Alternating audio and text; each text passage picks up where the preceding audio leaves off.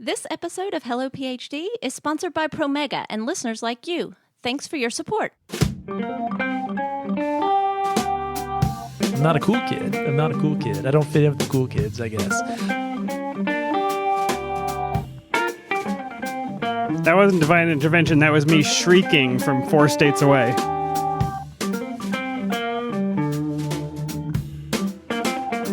Welcome to Hello PhD, a podcast for scientists and the people who love them. This week, Josh looks back at lessons learned from choosing and not choosing a graduate program. Stay with us.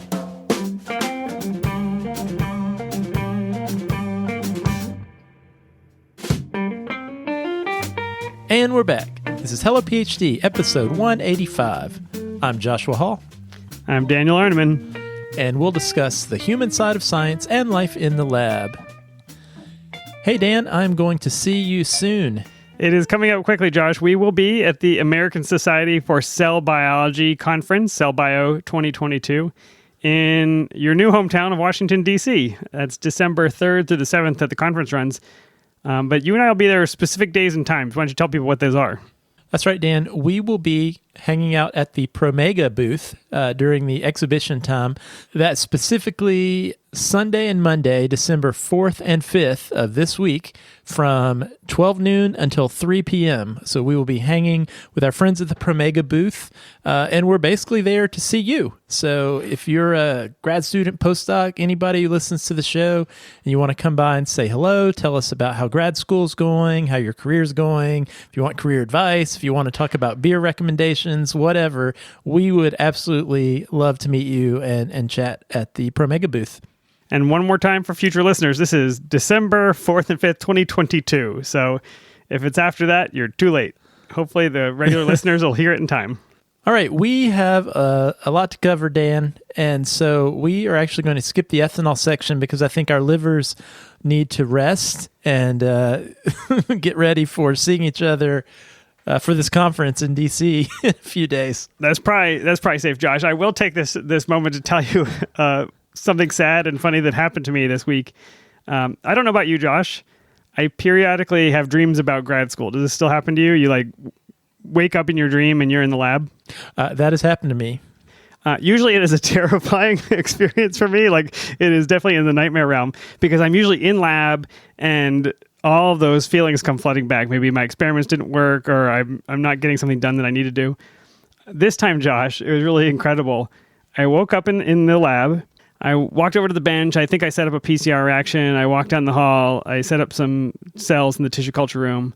I walked back to the bench, and I thought to myself, I don't actually know what these experiments are leading to. I don't know which paper figures this experiment will support. I really need to talk to my PI and make a work pack plan so that I can have a direction as I move through my day. And how refreshing was that, Josh, that all the things that we talked about over the last 5 or 6 years are finally getting into my subconscious. Now I know what I should have been doing all those years in lab. Is it possible that Dream Dan is a better grad student than actual Dan was? There's no chance that Dream Dan could be worse than actual Dan. Well, Dan, I'm sorry you had dreams or nightmares about grad school. I can say, as I was reflecting back on some of my own experiences from those days in preparation for this episode, definitely dredged up some feelings and emotions from those days. So I guess I can relate in that way. Well, we are going to get to that, Josh. Before we do, we want to thank our friends at Promega. If you are exploring a career path or taking your next steps or thinking about a career change, maybe you're applying for an internship or you're doing interviews, learning about any kind of professional development skills, visit promega.com/hellocareer because they have all the resources you need on their professional development page. You can jumpstart your career. Once again, that's promega.com/hellocareer. And we will be at their booth this week. So hopefully we'll learn more about some of those resources. All right, Dan, let's jump into our topic of the week.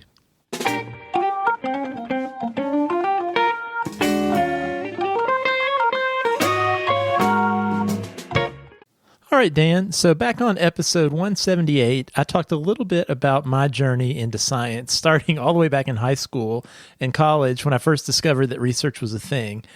And originally, I thought that I could share all these lessons that I've learned over the course of my entire career from college to the present in one episode. But as I started taking notes, I realized that that was extremely unrealistic, and I tend to be long-winded. You just live too much, Josh. I guess so. So I think this is going to expand into maybe part 2 of a 3 or 4 part series. But it has been really interesting to reflect back on my own time in training, Dan. You know, we talk a lot about grad school and postdocs and careers, and answer questions from listeners as they're going through things. But certainly we draw on our own experiences. But it's been quite interesting to really dig in and think about what did I learn when I was going through this myself without the knowledge that I have now. And so today what I want to do is I'm going to talk a little bit about lessons that I learned in the part of my career where I was choosing a grad school program. And I know we've talked generally about that in the past, but I have some thoughts as I reflect on my own choices and thought process during that time where I was actually interviewing for programs and trying to think about where I wanted to go and where I didn't want to go. It's a huge turning point in a career, in graduate training. You know, day to day in the lab, I choose to do this experiment or that one, or I choose this cell line or that one. Those are minor shifts. You can always come back and do something else. Choosing a graduate program is a pretty weighty decision. It's sort of a fulcrum in your personal educational development. And so making that decision, I think it feels heavy because it is heavy. It's a big choice to make. It is a big choice. And you could probably remember, Dan, it feels even bigger in the moment where you don't know how it's going to turn out. New city, new university, new people. It narrows your options. It expands your options. It's really, I don't know, Josh. I remember those times together, and they were not easy. And I think you have to be careful about putting too much weight on yourself, because I know you can really go down these weird mental rabbit trails where you think, okay, well, depending on what I pick, the entire course of my life is going to be different. And one way I'm going to be a Nobel Prize winner, and the other way I'm going to be laying in a ditch somewhere. Right. That's true. If I choose wrong, you really feel that way. Yeah. And I don't think that's true. Don't let me oversell it. It feels important. And it does change your decisions, but no matter what you choose, there are paths forward. Is that fair to say? Totally. And so I think these experiences I'm going to share and some of these themes that I'm going to recount are certainly going to be interesting and hopefully useful to folks that I know are applying now and are getting ready to go on grad school interviews themselves and make these decisions. But I actually think a lot of these themes that we're going to discuss are useful to anyone on any part of the career journey where they're at a decision-making point, whether that's thinking about whether or not to do a postdoc and what lab to choose, what maybe you're choosing between careers. I think there's some themes that could be applicable to you no matter where on the pathway you are. And so anyway, if you want some additional backstory, I do recommend you go back and check out episode 178, where we talk a little bit about some experiences leading up to now.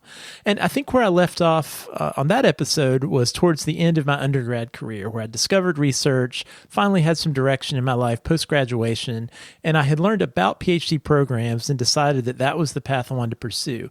And as a reminder, at that time, I felt pretty confident about that as the path I wanted to go on. I was still only within about a year of discovering research, but at that point, I really loved it. And you maybe could say that that was actually the peak of my love affair with research, and it was all downhill from there. You were a baby. You were just a little baby. I was. You don't know what you don't beautiful. know. And I was in the new relationship energy stage with my relationship with research. Mostly kidding, but back in those days, this was the early 2000s, I think 2001, 2002 for some context. But back then, for biomedical programs, at least, Dan, like the ones that you and I went to, the new hotness at that time were these interdisciplinary umbrella programs where you could not select a specific discipline right away, but instead choose from faculty from a multitude of different departments. And I think I was savvy enough at that time to realize that while I was loving microbiology, which was the type of research I was doing at that time, I thought that was what I wanted to do. But I realized, you know what? I didn't even know what biomedical research was a year ago. So maybe it might be important to have the ability to explore research more broadly as an option once I start graduate school. And these days, many programs are interdisciplinary. I think those types of programs have increased in popularity, so that structure is more and more common. And I think it makes a lot of sense because biomedical research in general is interdisciplinary. You might work in a lab studying bacterial pathogens, but your lab, you might do biochemistry, genetics, immunology, computational biology, and so on. But anyway, back then there were only a handful of these programs. And in addition, it was important for me to stay within a certain region of the country. I wanted to be within the Southeast Mid-Atlantic region due to proximity to my family. And I think it's probably worth pausing here for just a moment to mention that I think that's totally okay. There was a time when the conventional academic wisdom was you needed to be able to go anywhere to pursue your career. And there may be people out there who still feel that way, but we all have different considerations and priorities. And being within a certain region was one for me at that time, and I don't really regret that. I think there were still lots of great options. I think it depends on the time commitment, Josh. When we discussed Marshall scholarships and Rhodes scholarships and ways to travel as part of your training, that might be a 6-month or a 9-month stint. And then I can imagine traveling a little further afield. But particularly for people who are really close to their families, their family is part of their mental health support network, I think it is totally reasonable to say for this 5 or 6 year commitment, it's important for me to be close to home so that I can, or close to people that I care about or close to friends, whatever it is. I need to build that social support network, and I can only do that in this geographical region. Totally. And I think it's okay and even important to be honest with yourself and think about what is important to me, what are considerations that I have when I'm even starting to look at what programs I want to apply to. And so along those lines, I applied to, I think, 5 or 6 programs, and I remember how excited I was. It was right after Christmas, my senior year of college, and I got an email or a phone call, I don't actually remember at this point, that I had my first interview for a school. I think it was Vanderbilt University as the Good school school was. Good school. Good school. And again, Dan, showing how naive I was at the time and how little I knew, I didn't even know until I got that call that they even did in-person interviews for these programs. So I was excited, and I ended up getting several interviews. And Dan, as you know, those were really fun experiences. Nerve-wracking. Totally. Especially going into your first one, Dan. I don't know if you remember how you felt going into your very first grad school interview. It was like traveling into space. Honestly, I mean, I was on the campus. I went to Washington University in St. Louis. I had never been to St. Louis. I was walking around the city, a new city, this campus that I had never been to, these research labs, meeting all of these brilliant people. And, I knew my lab or my 2 labs and my cohort of students that were in my program. But this was a totally different world to me. It felt like walking into space. Totally. And there are all these other smart people there from really good schools who are interviewing. And probably like a lot of applicants, I can say, being as nervous as I was and as you were, Dan, I read up so much on this faculty for my very first interview. I think there was not an interview I was better prepared for. And to be quite honest, I probably prepared less and less for each interview after that, not recommending that people do that. But, you realize that those interviews you do with faculty, I think you imagine they're going to be like this prototypical interview where you're just, these questions are being fired at you, like, where do you see yourself in 5 years? And draw the Krebs cycle on the board. Like a job interview or something. Totally. But, it was just conversations about science with interesting people. And so that took some pressure off. Finding out I got into that program, I think, took some additional pressure off for future interviews. But I think what's important is, fast forwarding past that, on the next interviews I went on, I realized really quickly that was a bad fit. Just almost from the moment I started in the interview, realized that was not really the program for me.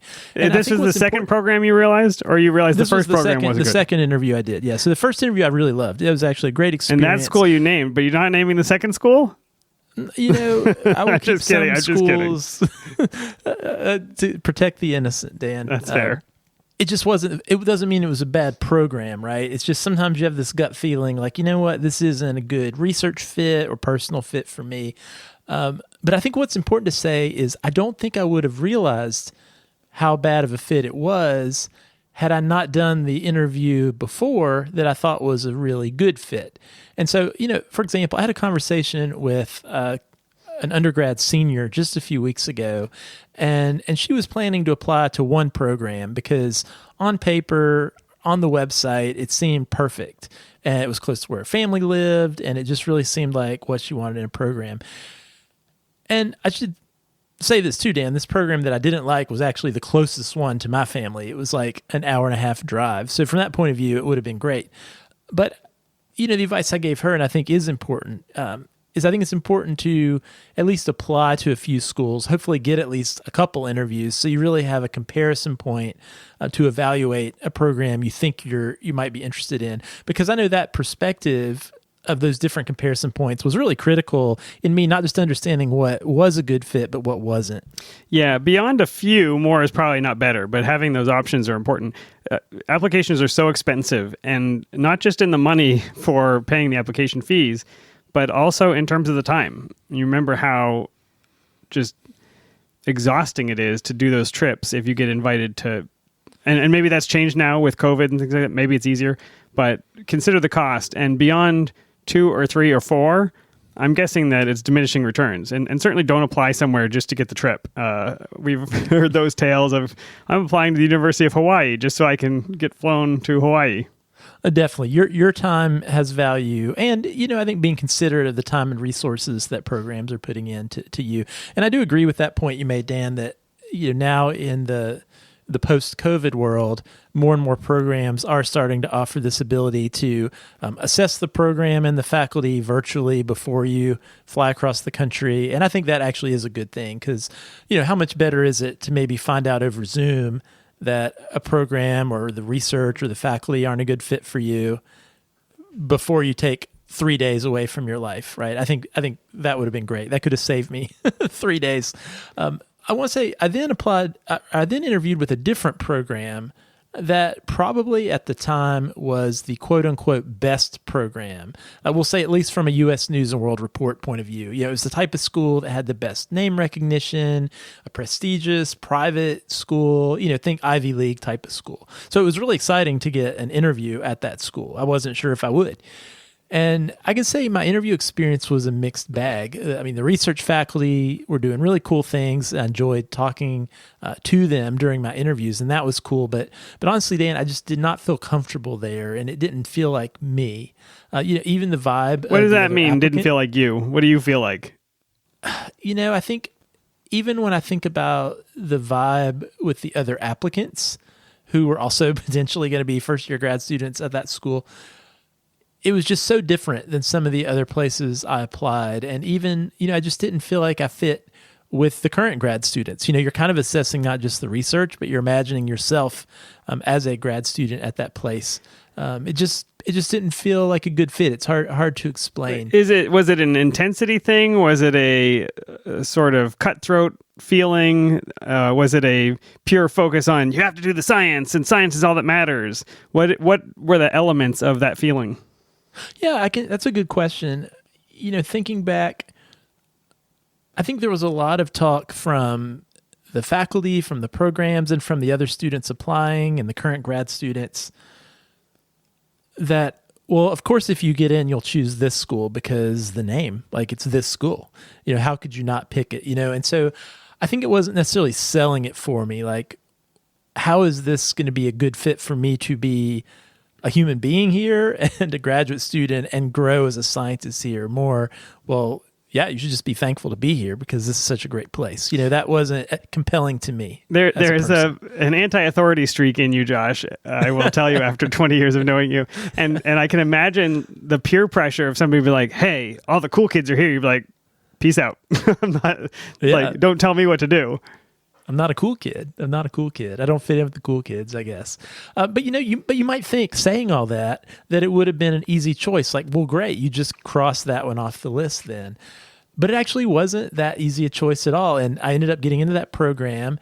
And even though I felt like it wasn't a good fit, internally I was having a really hard time saying no because of the name of that school. And it wasn't just me. There were, similar to those people that I interacted with at the interview that kind of rubbed me the wrong way, there were other people in my life, advisors, family, who even started putting some peer pressure on me that said, "Oh, well, you got into that school, you have to go." And I can really remember this, Dan. I don't remember very much about specific interviews during those days, but one of my faculty interviewers at this school even said, "Well, choosing a grad school is an important decision. And first of all, you have to choose a town or city where you'd be happy living, because you have to live there for 5 or 6 years." Makes sense. Totally agree with that. He said, but after that, you should choose the best institution that you get into. And of course, what he was projecting was there was no institution better than his. So you should definitely choose that one if you get in. And I think part of that was, I believe I had even shared my list of other schools. And so he's like, well, obviously this one's the best, so you should come here. So I don't know, looking back on it, I think that kind of rubbed me the wrong way. But I really was struggling with taking that advice to heart, that the prestige of a program or a place was some valid measure that I should be weighing heavily when comparing programs. Right. Yeah, no, it's compelling. Looking back now, after all of these years, can you imagine yourself having gone through that program and what your career would have looked like afterwards? I mean, would have turned out just the same, or do you think you would have burned out or gone to be a faculty member? What do you think would have happened? I think it's hard to say that. It's hard for me to imagine that I would have had the same path that I have had now, because I think so much of who I grew to be as a scientist and who I grew to be as having this passion for making training better was really nourished at the place I did end up going, because there were a lot of other people there who were in very visible and vocal positions who also were pushing for those things. And I really resonated with that. And I don't know that I would have seen that as easily had I gone that other way. Now, what I don't think is, again, it's a fantastic program. I probably would have had some successful career, probably would have done fine. Things would have worked out. But it's hard to imagine I would have had a more satisfying career had I gone that direction. It is an impossible question to answer, and that's why I asked it. I'm thinking to myself, in a place where prestige is most everything, if your career is most everything, then stepping off of that tenure track the way that you did from your existing life, that would have been even harder. You barely had any support doing that, making that decision at the school you went to, let alone at this other school where the prestige of going there and going on to be a PI would have been even higher. So I don't know. From my perspective, I think you're right. You made great connections where you ended up, and you sort of found a path into the career you wanted, which I think would have been more pressure to stay and do something that some other people wanted you to do. My 2 cents. I appreciate that, Dan. And as we're talking about this, I'm kind of smiling to myself, because I think this conversation really mirrors the conversation, one of the very first conversations you and I ever had, because, I'll go ahead and fast forward to the end of this story. My very last interview was actually at the school that I ended up choosing. I think maybe our listeners know that's the University of North Carolina, was where we both did our PhD. But I can remember very well, Dan, I met you at our interview, and you and I sat on this rooftop bar along with a couple other applicants, having this exact same conversation about weighing the pros and cons of these different programs. And, well, I got into this really good program, but I feel like this one's a better fit. Should that be important? Should it not be? And we were debating this exact same topic. All comes full circle, Josh. Well, I think one thing that's interesting to think about, now talking about the end of the story and the program I ultimately did choose, I almost didn't go on that interview. On the last one to UNC, you almost didn't go. Yeah, and that was my last interview, and it's funny, at the time I considered that school my safety school, quote unquote. Not really, because I guess it was a lesser program, but again, I was pretty naive, and it was a large state school, so I guess I just assumed that it was not as prestigious a program as some of these other sort of bigger name private schools. And being my last interview, as you mentioned earlier, Dan, these in-person interviews took a lot of time. They took a lot out of you.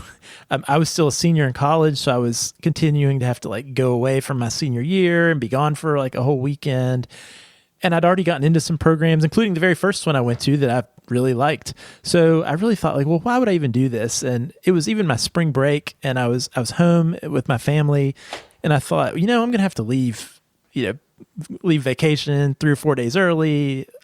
And so I can remember sitting down at the computer at my parents' house, starting to draft an email to the program director saying, thanks for the opportunity, but I already got these other programs, so I'm going to just, thanks, but no thanks. And I really can't remember. I wish I could say it was some divine intervention or like light peered down from heaven or something. But I don't know why, but I just decided, you know what? I'm not going to send that email. I'm going to just go. I don't know.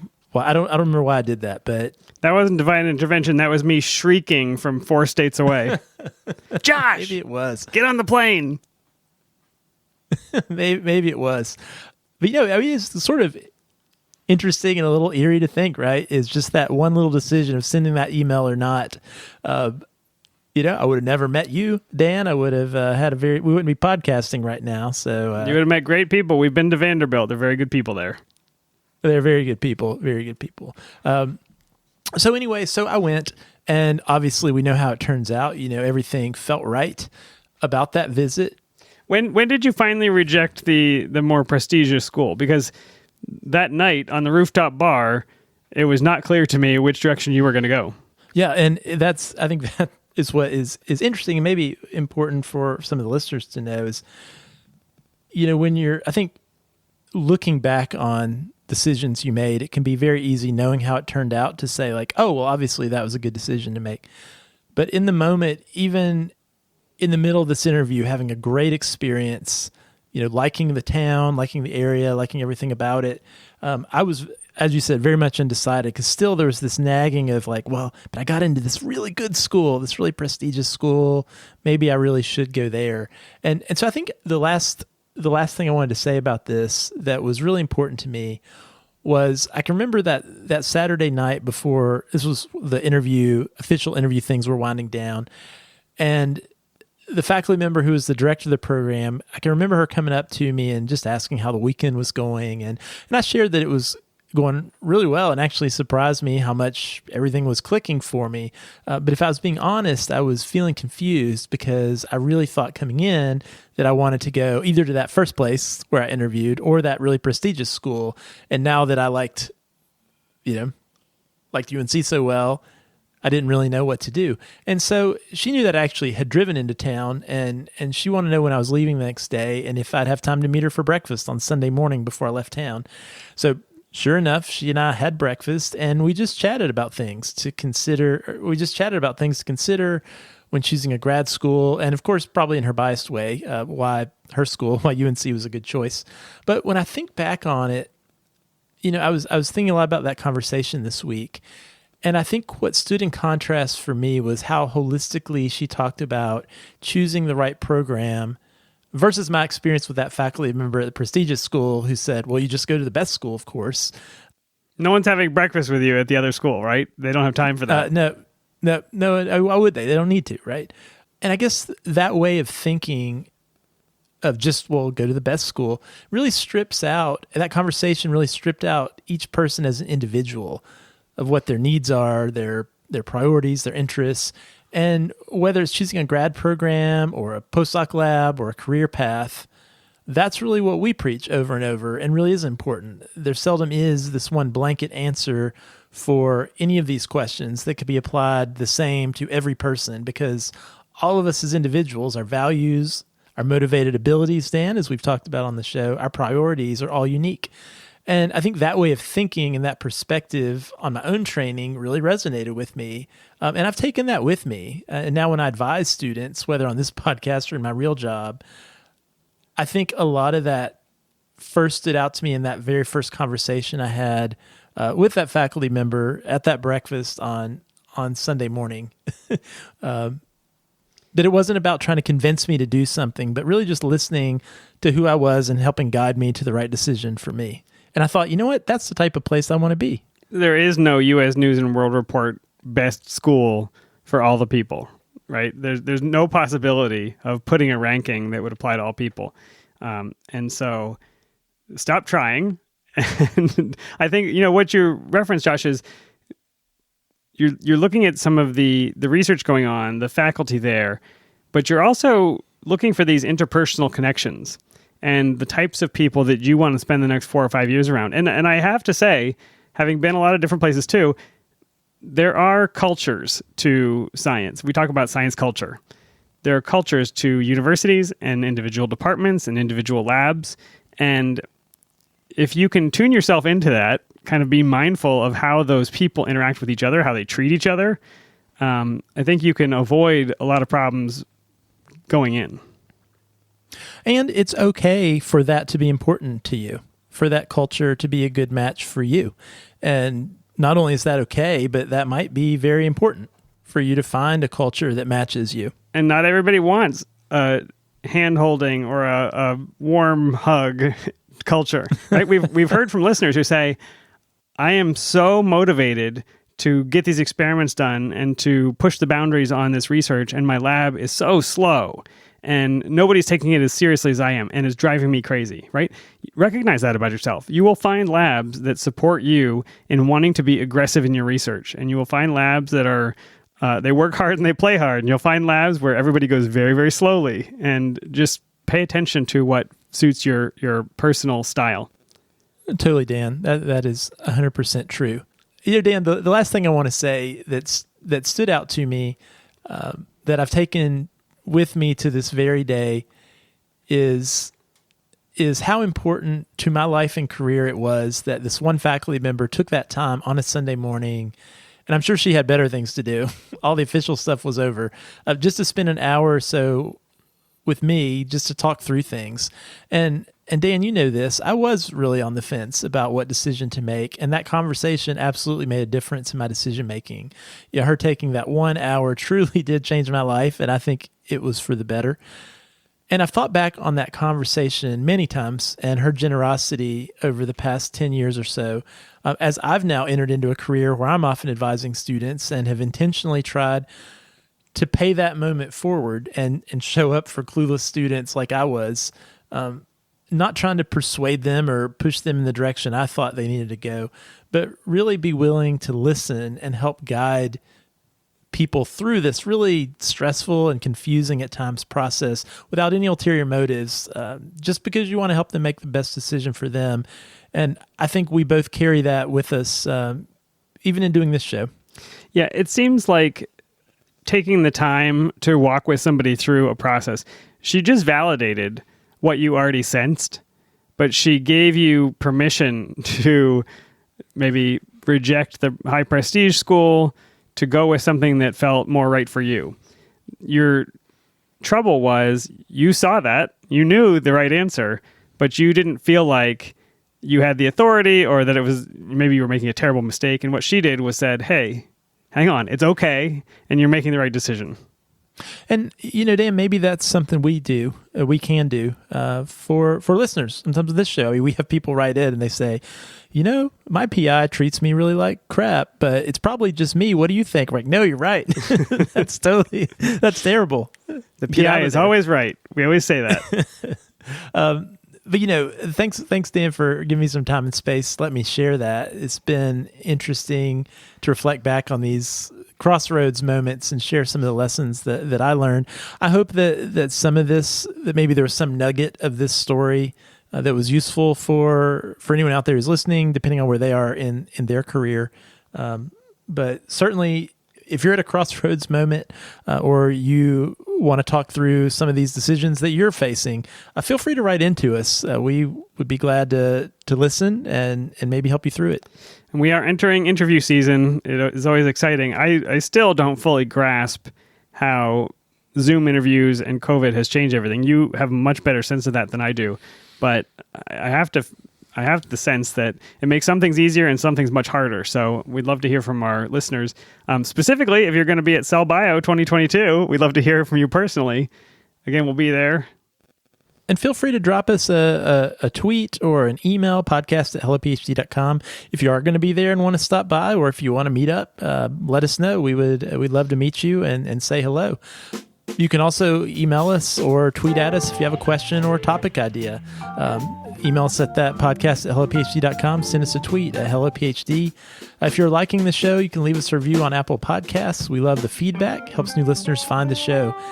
If If you'd like to support the show, you can become a patron. Simply go to our website, hellophd.com, click the Become a Patron button, or you can visit patreon.com/hellophd. Thanks so much for the ongoing support from all of our patrons. All right, Josh, and we will take a rain check on today's ethanol. I'm sure we will more than make up for it when we get together. We will have plenty to discuss by the next episode, I'm sure. We'll see you in D.C. Bye.